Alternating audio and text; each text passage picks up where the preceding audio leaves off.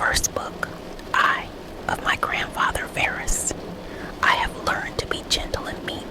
and to refrain from all anger and passion. From the fame and memory of him that begot me, I have learned both shamefastness and manlike behavior. Of my mother, I have learned to be religious and bountiful, and to forbear, not only to do, but to intend any evil, to content myself with a spare diet, and to fly all such excess as is incidental to great wealth. Of my great-grandfather, both to frequent public schools and auditories, and to get me good and able teachers at home, and that I ought not to think much, if upon such occasions I were at excessive charges. Second, of him that brought me up, not to be fondly addicted to either of the two great factions of the coursers in the circus, called Prasini and Veneti, nor in the amphitheater partially to favor any of the gladiators or fencers, as either the Parmulari or the Secutores. Moreover, to endure labor, nor to need many things. When I have anything to do it myself rather than by others, not to meddle with many businesses, and not easily to admit of any slander. Third,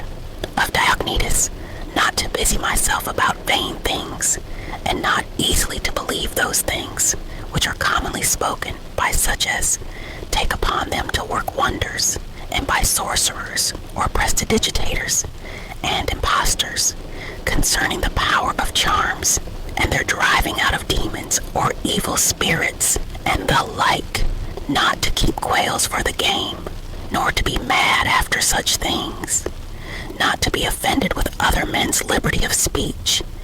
and to apply myself unto philosophy. Him also I must thank, that ever I heard first Bacchius, then Tandasis and Marcianus, and that I did write dialogues in my youth, and that I took liking to the philosophers' little couch and skins, and such other things, which by the Grecian discipline are proper to those who profess philosophy. For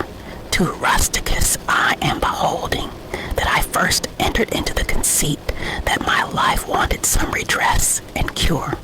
and then that I did not fall into the ambition of ordinary sophists, either to write tracts concerning the common theorems, or to exhort men unto virtue and the study of philosophy by public orations,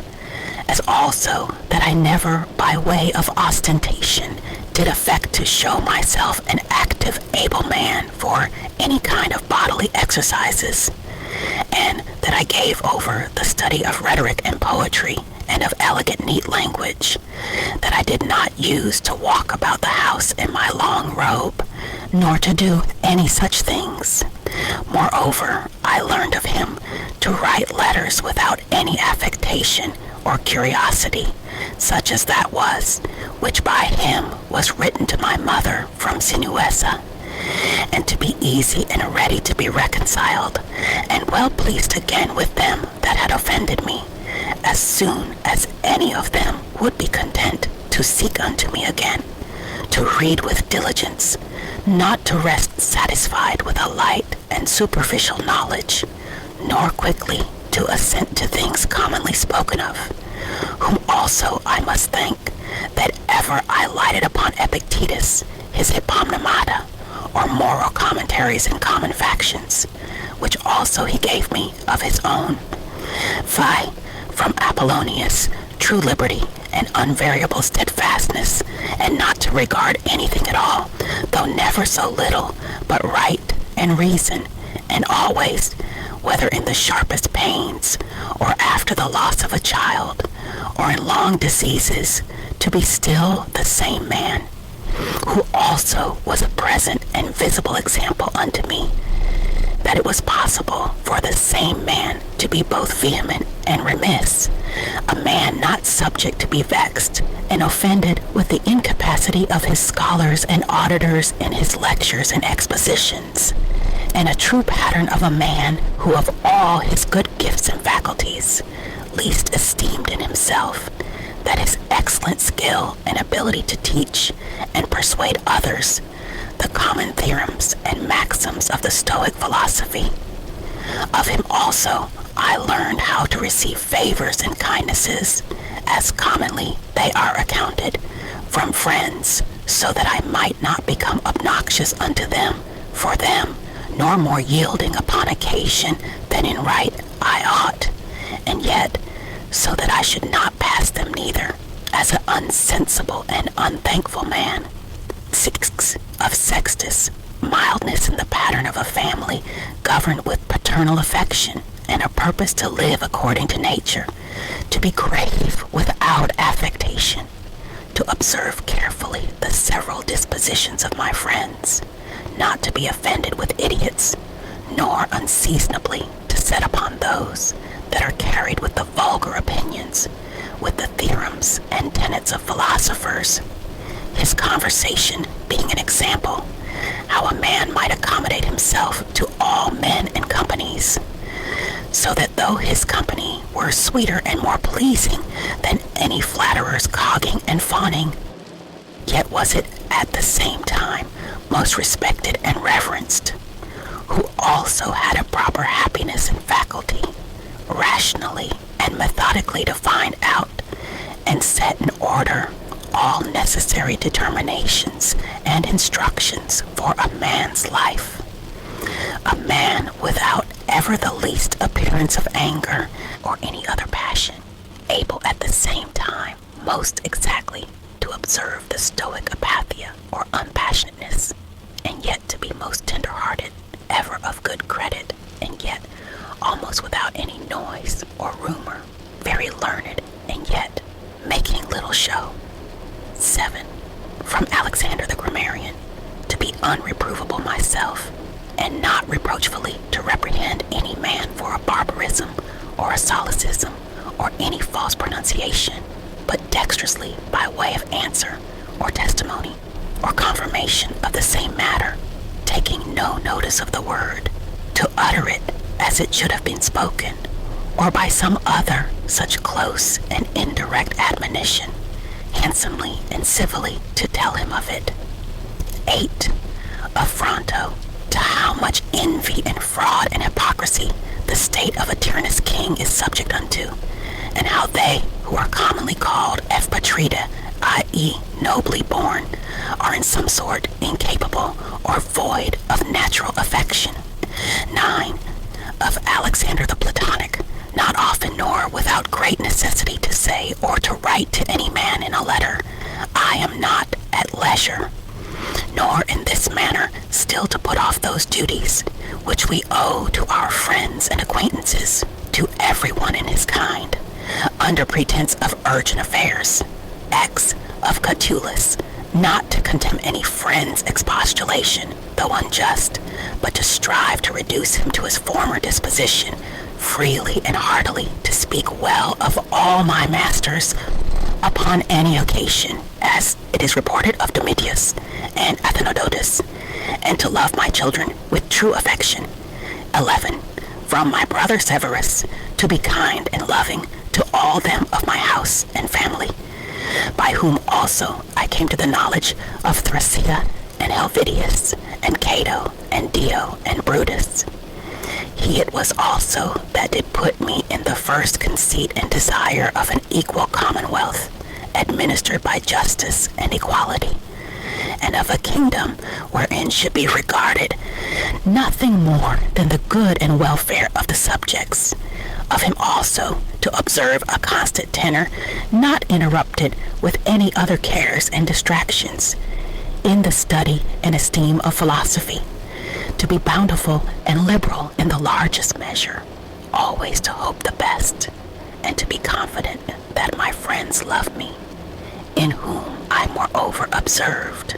open dealing towards those whom he reproved at any time, and that his friends might without all doubt or much observation know what he would or would not, so open and plain was he. 12th. From Claudius Maximus, in all things to endeavor to have power of myself, and in nothing to be carried about, to be cheerful and courageous in all sudden chances and accidents, as in sicknesses, to love mildness and moderation and gravity, and to do my business, whatsoever it be, thoroughly and without querulousness. Whatsoever he said, all men believed him, that as he spake, so he thought, and whatsoever he did, that he did it with a good intent. His manner was never to wonder at anything, never to be in haste, and yet never slow, nor to be perplexed or dejected, or at any time unseemly or excessively to laugh, nor to be angry or suspicious, but ever ready to do good and to forgive and to speak truth. And all this as one that seemed rather of himself to have been straight and right than ever to have been rectified or redressed. Neither was there any man that ever thought himself undervalued by him, or that could find in his heart to think himself a better man than he. He would also be very pleasant and gracious. 13. In my father I observed his meekness, his constancy without wavering in those things, which after a due examination and deliberation he had determined, how free from all vanity he carried himself in matter of honor and dignity, as they are esteemed. His laboriousness and assiduity, his readiness to hear any man that had aught to say tending to any common good, how generally and impartially he would give every man his due, his skill and knowledge when rigor or extremity, or when remissness or moderation was in season, how he did abstain from all unchaste love of youths, his moderate condescending to other men's occasions as an ordinary man, neither absolutely requiring of his friends that they should wait upon him at his ordinary meals, nor that they should of necessity accompany him in his journeys, and that whensoever any business upon some necessary occasions was to be put off and omitted before it could be ended, he was ever found when he went about it again the same man that he was before. His accurate examination of things and consultations and patient hearing of others, he would not hastily give over the search of the matter as one easy to be satisfied with sudden notions and apprehensions. His care to preserve his friends, how neither at any time he would carry himself towards them with disdainful neglect and grow weary of them, nor yet at any time be madly fond of them. His contented mind in all things, his cheerful countenance, his care to foresee things afar off, and to take order for the least without any noise or clamor. Moreover, how all acclamations and flattery were repressed by him, how carefully he observed all things necessary to the government, and kept an account of the common expenses, and how patiently he did abide that he was reprehended by some for this his strict and rigid kind of dealing, how he was neither a superstitious worshipper of the gods, nor an ambitious pleaser of men, or studious of popular applause, but sober in all things, and everywhere observant of that which was fitting, no affecter of novelties, in those things which conduce to his ease and convenience, plenty whereof his fortune did afford him,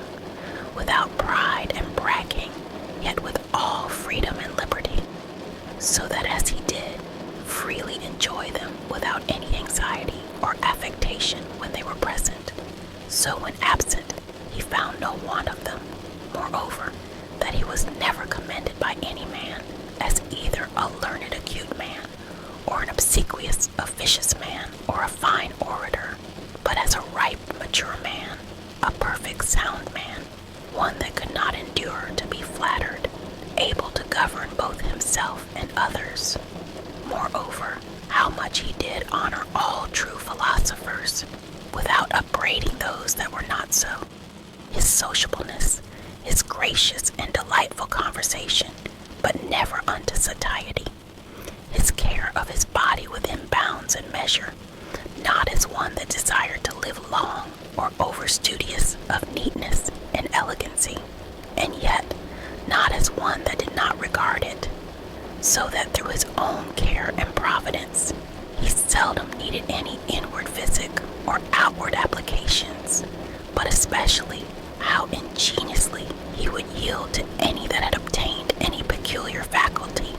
as either eloquence or the knowledge of the laws, or of ancient customs, or the like, and how he concurred with them in his best care and endeavor, that every one of them might in his kind, for that wherein he excelled, be regarded and esteemed. And although he did all things carefully after the ancient customs of his forefathers, yet even of this was he not desirous that men should take notice, that he did imitate ancient customs. Again, how he was not easily moved and tossed up and down, but loved to be constant, both in the same places and businesses, and how after his great fits of a headache, he would return fresh and vigorous to his wonted affairs. Again, that secrets he neither had many nor often, and such only as concerned public matters, his discretion and moderation in exhibiting of the public sights and shows, for the pleasure and pastime of the people, in public buildings, congeries, and the like. In all these things, having a respect unto men only as men, and to the equity of the things themselves, and not unto the glory that might follow, never wont to use the baths at unseasonable hours, no builder, never curious or solicitous, either about his meat, or about the workmanship or color of his clothes, or about anything that belonged to external beauty. In all his conversation, far from all inhumanity, all boldness and incivility, all greediness and impetuosity, never doing anything with such earnestness and intention that a man could say of him that he did sweat about it, but contrariwise, all things distinctly as at leisure, without trouble, orderly, soundly, and agreeably. A man might have applied that to him which is recorded of Socrates, that he knew how to want and to enjoy those things, in the want whereof most men show themselves weak, and in the fruition intemperate, but to hold out firm and constant, and to keep within the compass of true moderation and sobriety in either estate, is proper to a man who hath a perfect and invincible soul, such as he showed himself in the sickness of Maximus. 14. From the gods I received that I had good grandfathers and parents, a good sister, good masters, good domestics, loving kinsmen, almost all that I have, and that I never, through haste and rashness, transgressed against any of them, notwithstanding that my disposition was such as that such a thing, if occasion had been, might very well have been committed by me, but that it was the mercy of the gods to prevent such a concurring of matters and occasions as might make me to incur this blame, that I was not long brought up by the concubine of my father, that I preserved the flower of my youth, that I took not upon me to be a man before my time, but rather put it off longer than I needed, that I lived under the government of my Lord and Father, who would take away from me all pride and vainglory, and reduce me to that conceit and opinion that it was not impossible for a prince to live in the court without a troop of guards and followers, extraordinary apparel, such and such torches and statues, and other like particulars of state and magnificence, but that a man may reduce and contract himself almost to the state of a private man, and yet, for all that not to become the more base and remiss in those public matters and affairs wherein power and authority is requisite, that I have had such a brother who by his own example might stir me up to think of myself, and by his respect and love delight and please me, that I have got ingenuous children, and that they were not born distorted, nor with any other natural deformity, that I was no great proficient in the study of rhetoric and poetry, and of other faculties, which perchance I might have dwelt upon if I had found myself to go on in them with success, that I did by times prefer those by whom I was brought up to such places and dignities, which they seemed unto me most to desire, and that I did not put them off with hope and expectation, that, since that they were yet but young, I would do the same hereafter, that I ever knew Apollonius and Rusticus and Maximus, that I have had occasion often and effectually to consider and meditate with myself concerning that life which is according to nature,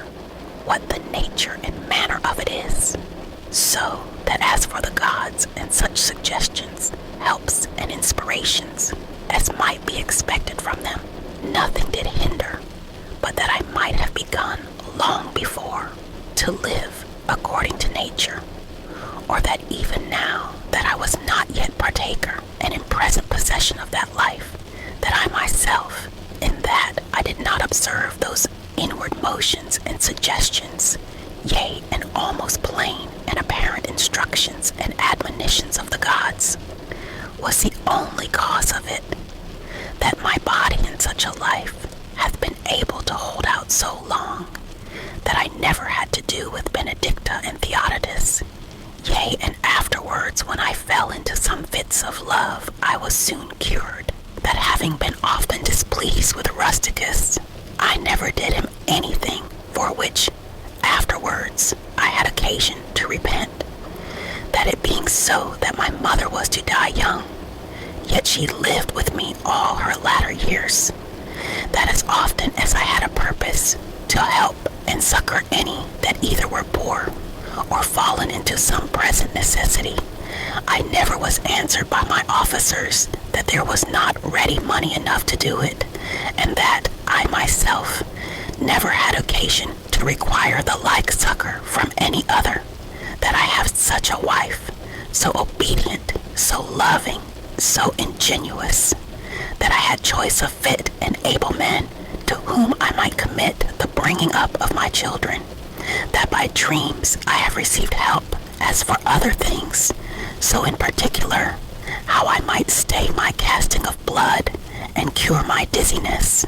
as that also that happened to thee in Gaeta, as unto Chryses when he prayed by the seashore, and when I did first apply myself to philosophy, that I did not fall into the hands of some sophists, or spent my time either in reading the manifold volumes of ordinary philosophers, nor in practicing myself in the solution of arguments and fallacies, nor dwelt upon the studies of the meteors and other natural curiosities. All these things, without the assistance of the gods and fortune, could not have been. 15. In the country of the Quadi at Granua, these. Betimes in the morning say to thyself,